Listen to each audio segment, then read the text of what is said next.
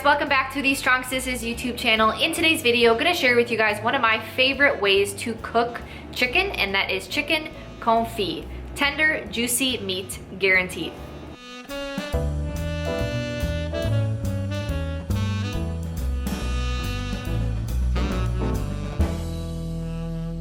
So the confit cooking method involves cooking the meat at a low and slow temperature while submerged in fat. So it's kind of similar to the sous vide cooking method where meat is submerged in water at the precise temperature, except for confit, it's submerged in fat. The fat helps really seal in that flavor, and the low and slow cooking process helps tenderize that meat, convert all that collagen into gelatin.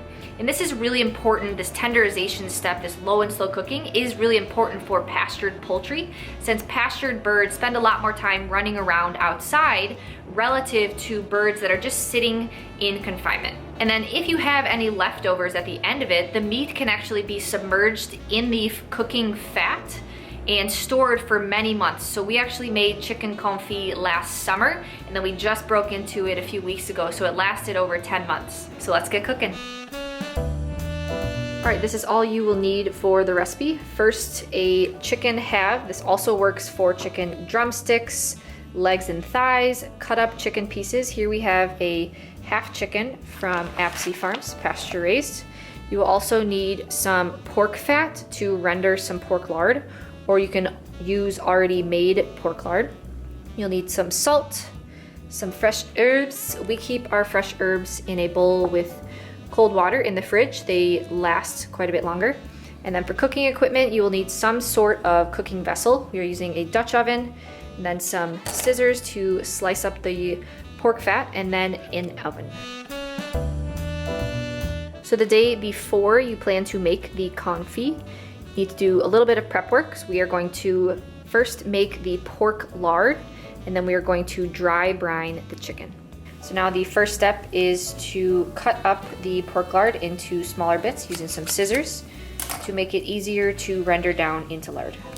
Okay, so first the pork lard should separate into these little bits. That'll make it easier to slice it up. So now we're going to cut it up into little chunks.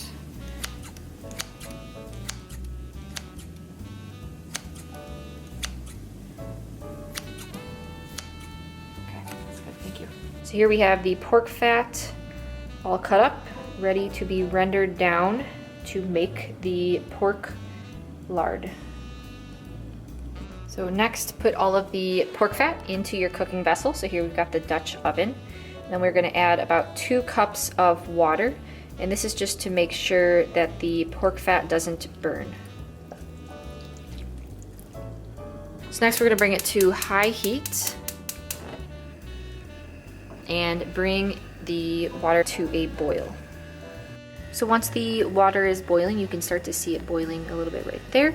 We're going to reduce it to a low and let it simmer. So the water will eventually evaporate, and then the pork fat will then render out to the lard and then get some crispy pork cracklings too. So every 30 minutes or so, we're just going to want to mix it up like this. Kyle said this kind of looks like some pasta. So next up, we're gonna prepare the chicken. So here we have a half chicken, pastured chicken from Apsey Farms. But like I said, this will also work for cut up chicken, legs and thighs, drumsticks. So we're just gonna pat it dry on all sides.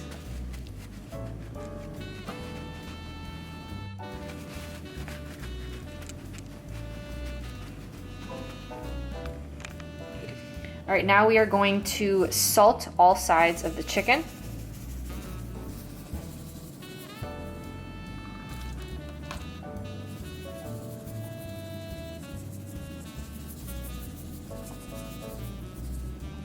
Get underneath there, underneath there. And then we're gonna let it sit in the fridge overnight uncovered. So this is a dry brine. So you'll start to see the lard separate out, and then some of the fat chunks will be then cooking up in its own fat. So it'll start to get crispy. So the lard is done when the fat pieces are starting to really crisp up, anywhere from 4 to 6 hours depending on the size of your pot and the size of your burner. All right, so now we're gonna drain it out. So we're just gonna scoop it up and put it over a colander over some sort of pot, ideally not plastic pot. So here we have all the lard rendered out. When it cools down, it'll form this nice white lard. You can leave it in this pot since we will be cooking the chicken in this lard the next day. And then have the cracklings all separated out. You can save those, crisp them up to munch on. And then at this point, you don't really need to clean your cooking vessel since we'll be pouring the lard and putting the chicken in here the next day to cook in. So the next day, about 7 hours or so before you want to have dinner, we're gonna preheat the oven to 225 degrees Fahrenheit. So then we are going to rinse the chicken off with some cold water. And then we're going to pat it dry on all sides. All right, next we are going to place the chicken inside of your cooking vessel. Again, we're using a Dutch oven. And then we're going to pour the lard on top. So if your lard has solidified, that's okay. Just scoop it in there. It will eventually melt in the oven. We want to just try to make sure that at least 90% of the chicken is fully submerged in the lard. Now we're going to add some fresh herbs. So I'm going to toss in some fresh thyme and some fresh rosemary. And you could also add some garlic if you're into that. I'm also going to toss in some fresh oregano as well. So now we are going to bake this in the oven uncovered for about 6 hours. Here are the crispy pork fat. Kyle's going to try some. You like it? Looks like Rice Krispies. Very good. It's very underrated. Pretty tasty. It looks gross, but it's so good.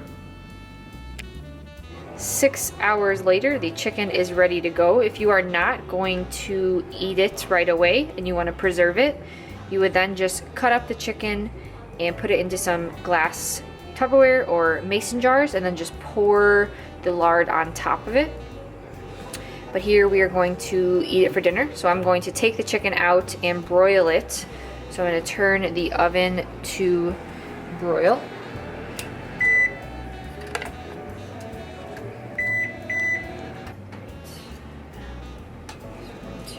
Pull the chicken out. It's really, really tender, so it could fall apart as you're transferring.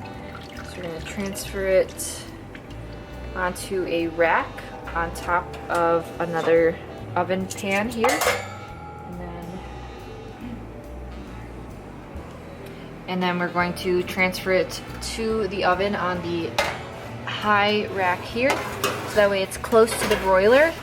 You're just gonna have to watch it to make sure that the skin doesn't burn, but we wanna get this a little crispy. So the top skin started to really crisp up, so we took it out after about 2 minutes. Now we're just gonna let it rest and then cut it up into pieces. All right, so here we have the final chicken. It is so tender and juicy, it just falls apart. Dang. Watch this leg, ready? Just dang.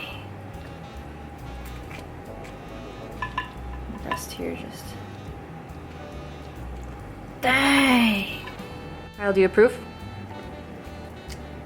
It is finger looking good. Finger licking good, so tender and juicy. So all of the meat is really tender, really juicy. It really keeps a lot of its flavor. As you can see, the breast is rather moist. So just as a note, this lard can be used again to make chicken confit.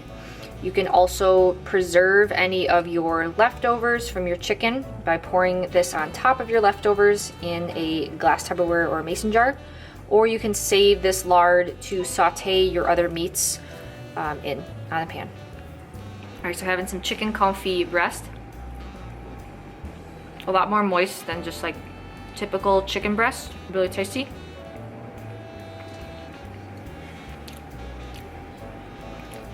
All right, so that's the end of this video.